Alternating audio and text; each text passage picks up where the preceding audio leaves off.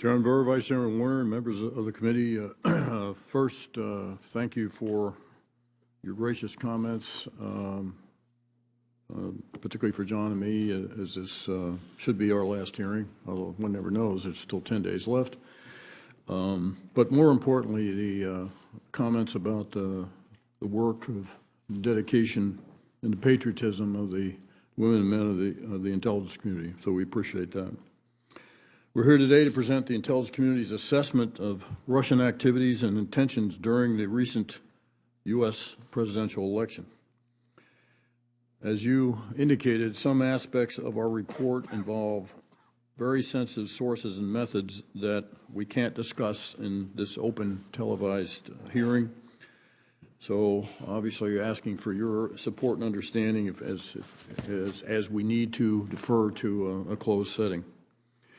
Our remarks today are based on a highly classified assessment that was produced by the three agencies represented here, the CIA, FBI, and NSA, at the request of President Obama, which we, as you also indicated, released publicly in a declassified version last Friday afternoon.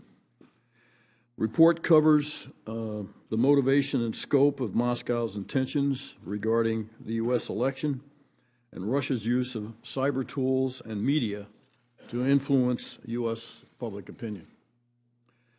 I want to make clear that this report does not, repeat, does not assess the impact of Russian activities on the actual outcome of the 2016 election or draw any conclusions in that regard one way or the other.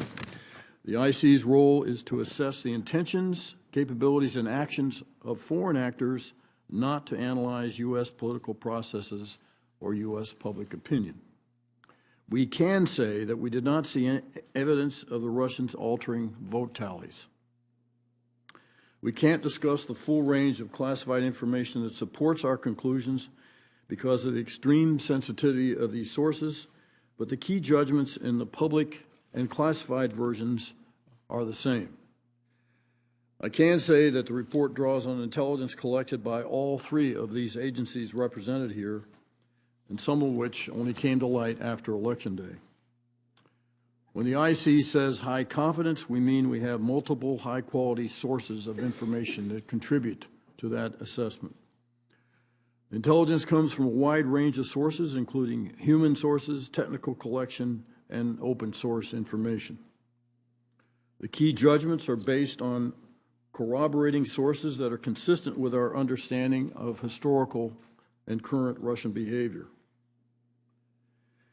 And while we cannot publicly disclose most of the information that backs up these judgments, we have briefed the report in detail to President Obama and his team, President-elect Trump and his team, and congressional leadership, and this morning, the House Permanent Select Committee for Intelligence.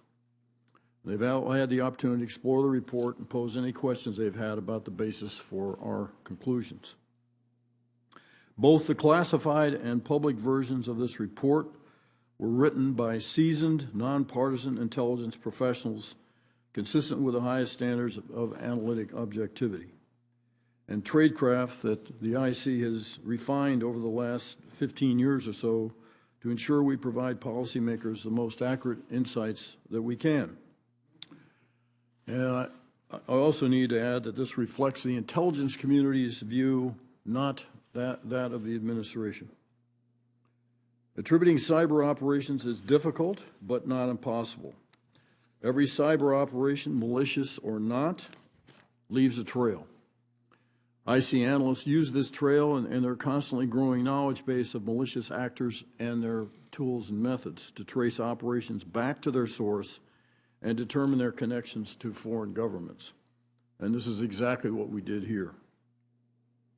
Let me start by, with respect to the findings, is that we'll first address Russia's goals and intentions. We have high confidence that President Putin ordered an influence campaign in 2016 aimed at the U.S. presidential election.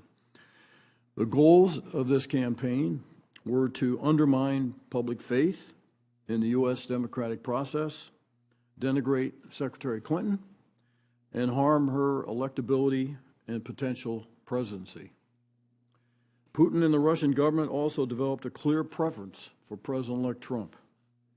Russia aspired to help President-elect Trump's election chances when possible by discrediting Secretary Clinton and publicly contrasting her unfavorably to him. Moscow's approach evolved over the course of the campaign based on Russia's understanding of the electoral prospects of each of the candidates. When it appeared to Moscow that Secretary Clinton was likely to win, the Russian influence campaign began to focus more on undermining her future presidency.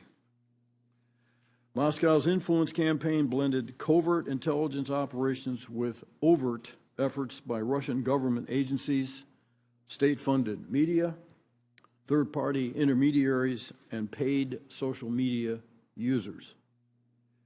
We're highly confident that the Russian intelligence services conducted cyber operations against people and organizations associated with the 2016 U.S. presidential election, including both major U.S. political parties. Russian military intelligence, or the GRU, compromised the email accounts of Democratic Party officials and publicly released victim data using the Guccifer 2.0 persona and DCLeaks.com and in exclusives to media outlets. They also relayed material to WikiLeaks. Russia collected on some Republican-affiliated targets, but did not conduct a comparable disclosure campaign. Russian intelligence obtained and maintained access to elements of multiple U.S. state or local electoral boards. However, the Department of Homeland Security assesses these types of systems were not involved in vote tallying. Russia's state-run propaganda machine contributed to the influence campaign by serving as a platform for Kremlin messaging using Russian government-funded outlets such as RT. Moscow has long sought to undermine U.S.-led liberal democratic order. Russia, like its Soviet predecessor, has a history of conducting covert influence campaigns focused on U.S. presidential elections. They've used intelligence officers, influence agents, and press placements to disparage candidates perceived as hostile to the Kremlin.